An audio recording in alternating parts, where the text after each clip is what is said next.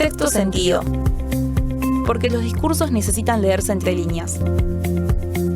Alejandro Hipólito en Avenidas.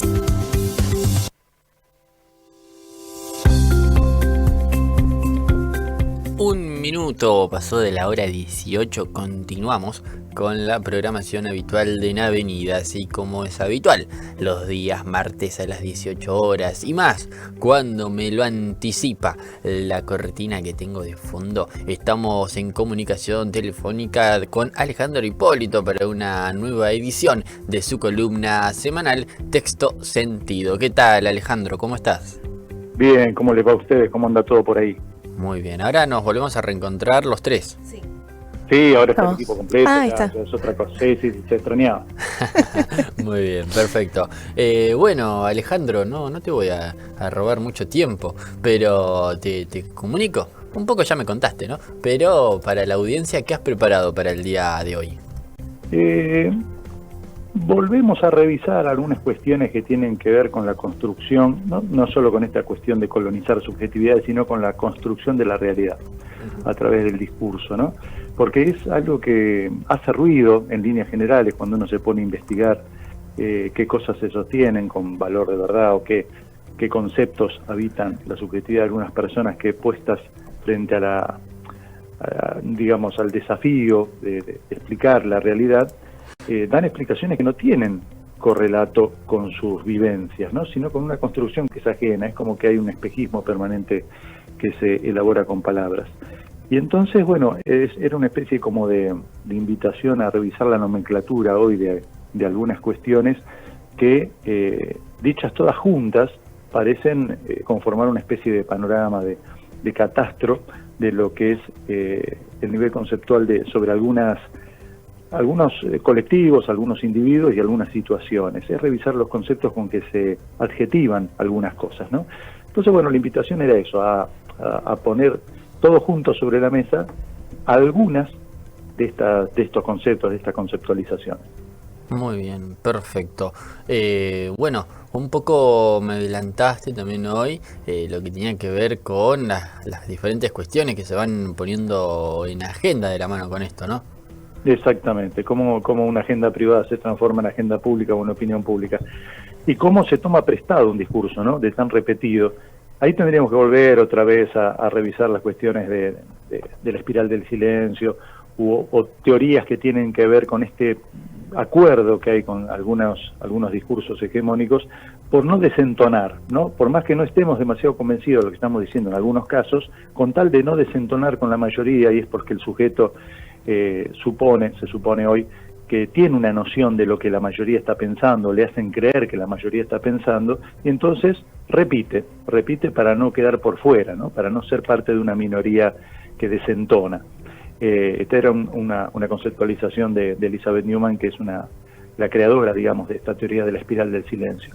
Y vemos entonces, bueno, si hacemos este breve repaso, ¿no?, de cómo hay una especie de lógica del caos, como habíamos dicho la vez anterior, esto que parece que estamos viviendo en una sucesión de inconsistencias y una ruptura de la cadena de significantes permanentemente que hace que se atrofie también la conceptualización de los significados. Uh-huh.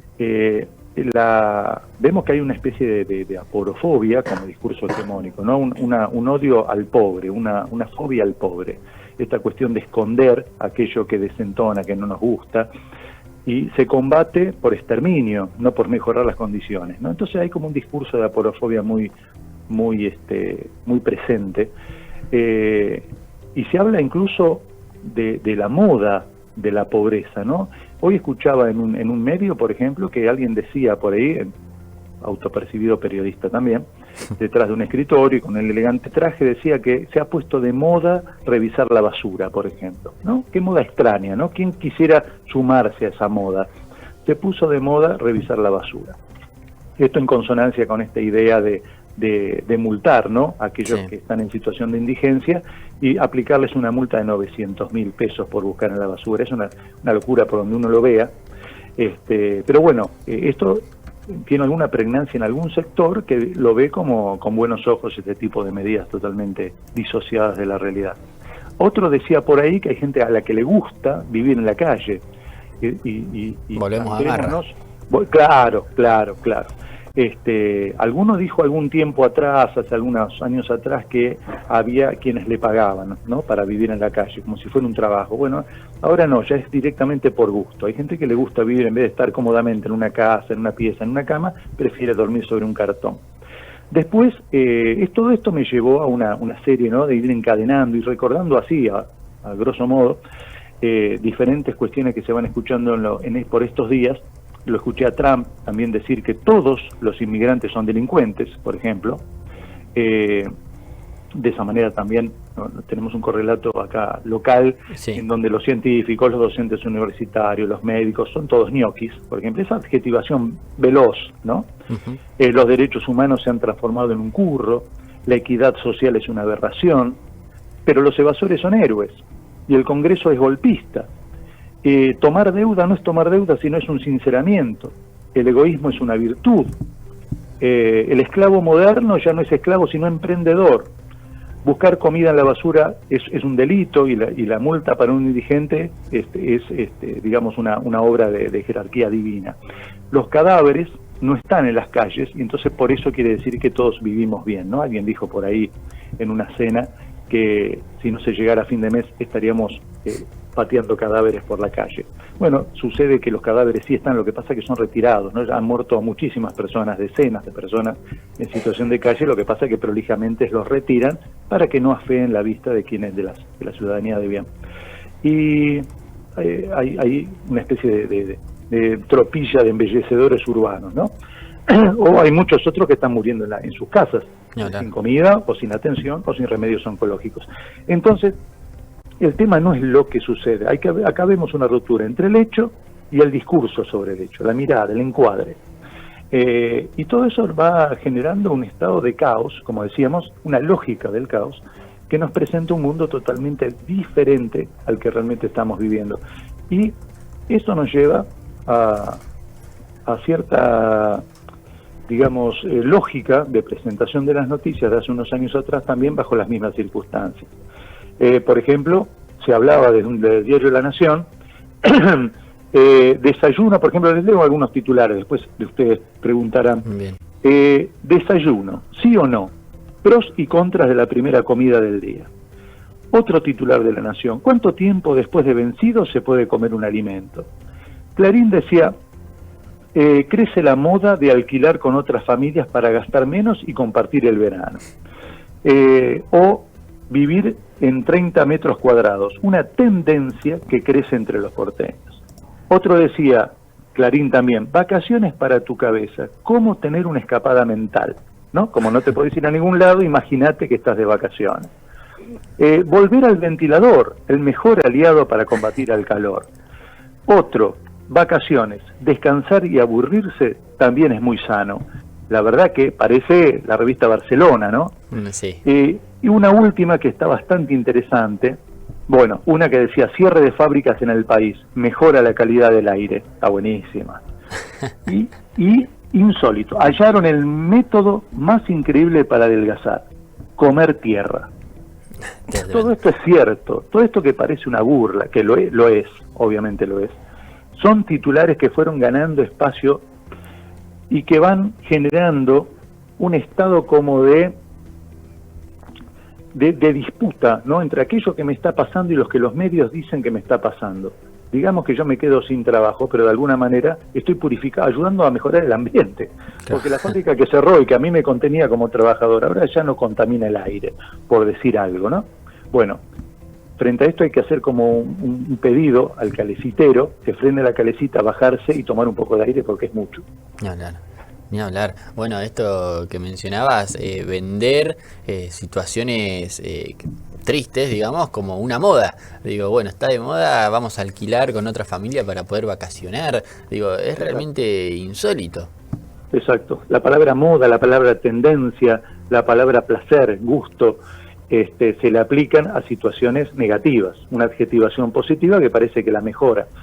Yo digo esto porque hay algo de hoy, de ahora, que es una declaración del periodista Eduardo Serenellini, que junto con una locutora de Viviana Valles, dijeron hace muy poco, bueno, después a Eduardo Serenedini lo han premiado por estas declaraciones y muchas otras que viene haciendo con un puesto importante en la administración de medios, ¿no?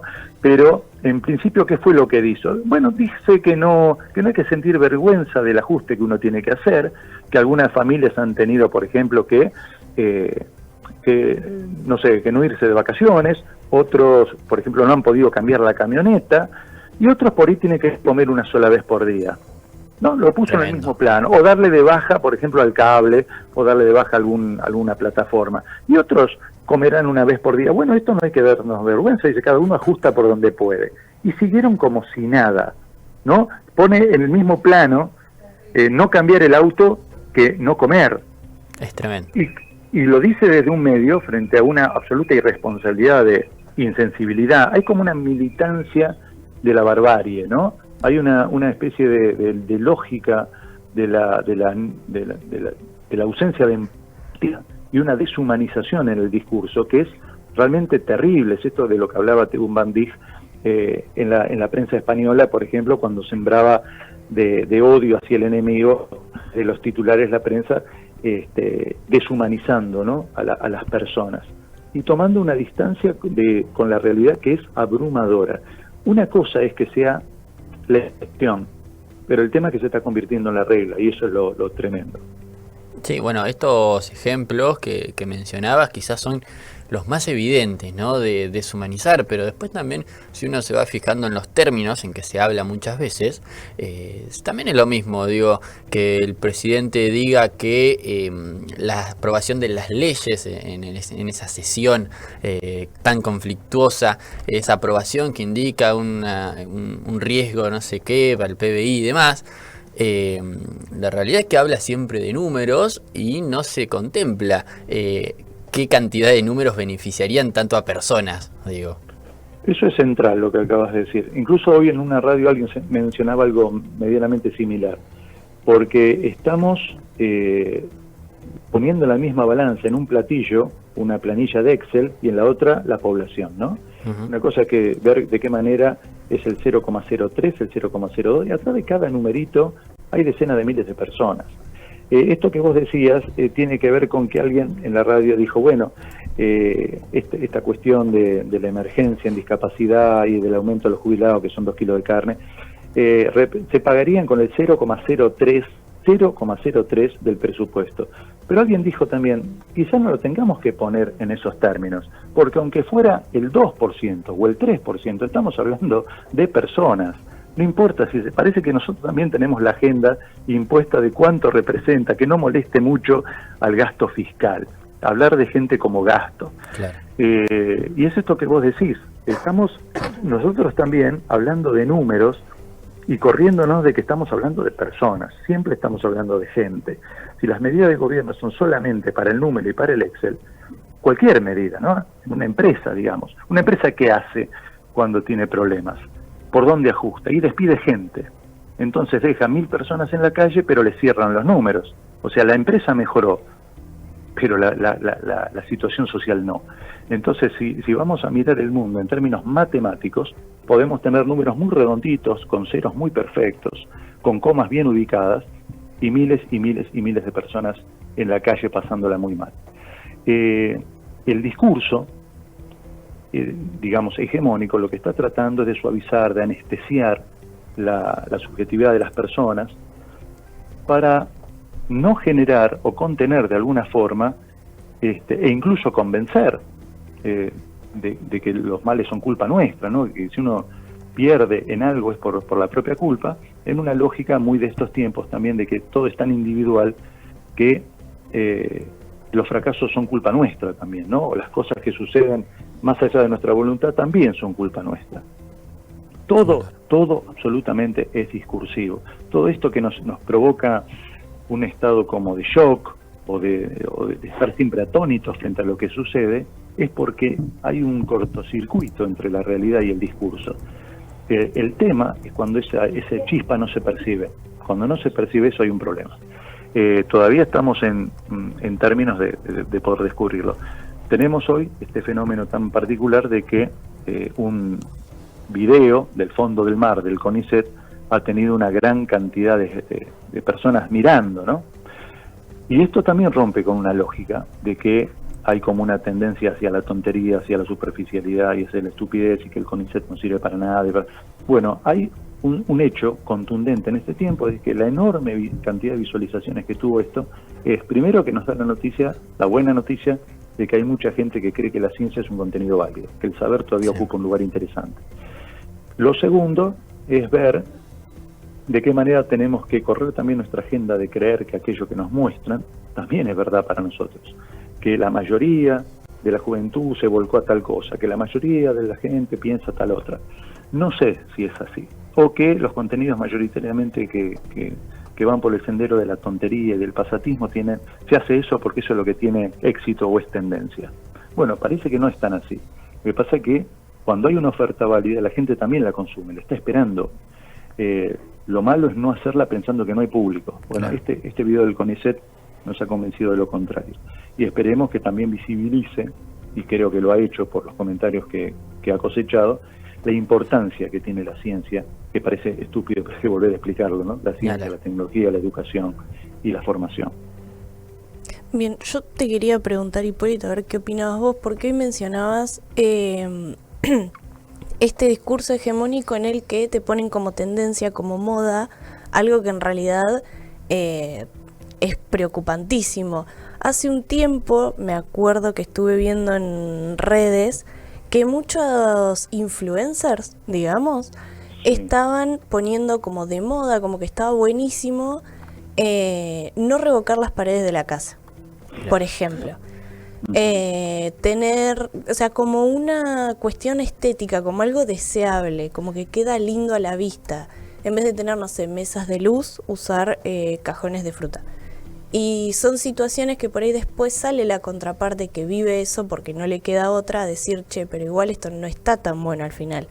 No, claro. Bueno, va justamente por ahí la cosa. Es tratar de a través de un discurso permanente, no esporádico, esto es por goteo, esto es permanente, vos lo ves en un lugar, lo ves en la radio, lo escuchás, lo ves en YouTube, todas las voces que llegan a tu subjetividad te están convenciendo de que está muy bueno que le estés pasando mal. Es como que te digan, mira, no tener nada en la heladera es tendencia en Europa, comer esporádicamente, un día sí, un día no, es la última moda. Usar ropa prestada y rota es lo que más se ve hoy en las grandes pasarelas. Y así te van diciendo, ¿no? Yo tengo acá un montón, acá tengo uno de Clarín que dice el bofe, un corte con mala prensa pero muy sabroso y nutritivo.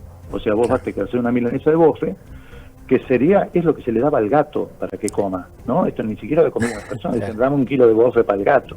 Bueno, como vos ya no podés comprar, quieren distraer de que vos no podés comer asado, porque en realidad tendrías que estar comiendo bofe que está muy bueno. E incluso hay otro título que dice comer menos carne ayudaría a combatir el cambio climático. O sea, todo esto es cierto y es real. Entonces te van convenciendo, mira, yo no puedo, no me da la situación, no tengo resto para revocar las paredes. Pero acá me están diciendo que estoy a la moda, que tengo casi un palacio, que estoy viviendo como yo quiero, ¿de qué me quejo? O tengo un cajón de manzana para apoyar el velador. Pero es tendencia en Europa, en Francia se usa mucho, qué sé yo, cualquier cosa me pueden decir. El tema es si yo no tengo el ejercicio de confrontar eso que me están diciendo e interpretar que me están manipulando. No. Si yo salgo a la calle contento, como diciendo, bueno, la verdad que yo pensé que era pobre, pero en realidad estoy a la última moda, mientras uno esté confundido y aplacado, es manejable, es controlable. El tema es cuando ya no se cree mucho ese discurso y empieza a confrontar, empieza a convertirse en una molestia porque no se lo cree. Estamos en ese trabajo, digamos. Hay que informar de que estas cuestiones no son tendencias, no son por gusto, no son libertades, no son ningún tipo de moda, ni nada por el estilo. Lo que pasa es que dedicarse a eso lleva tiempo, es tedioso, ¿no? Son muchas más las voces contrarias que favorables, pero bueno, hay que hacerlo, hay que revisar aquello que nos están diciendo todo el tiempo, porque los títulos después se transforman en memes y los memes pasan a WhatsApp y los WhatsApp nos va inundando con esa lógica, porque el aparato es muy grande, ¿no? Es muy grande. Bien. Estaba viendo que la torta frita navideña hace furor y desplaza el pan dulce y los turrones. Esa no la había visto. La torta frita navideña. No, estoy revisando acá y voy bajando y cada uno es peor que el otro. El desafío de no comprar, bueno, es maravilloso. Alejandro, bueno, me imagino que lo has visto, el video ya por último, ¿no? Pero recuerdo, y ahí te das cuenta quizá cómo está la situación, pero a Jorge Macri recomendando a una vecina cómo hacer milanesas más barato, con un corte específico. Ahí te das cuenta, creo, de cómo viene la mano. Sí. Tengo entendido que las milanesas de cartón son muy buenas, muy nutritivas, y que si uno le pone un queso, no muy bueno, pero un queso al fin, son muy nutritivas. Se dejan comer.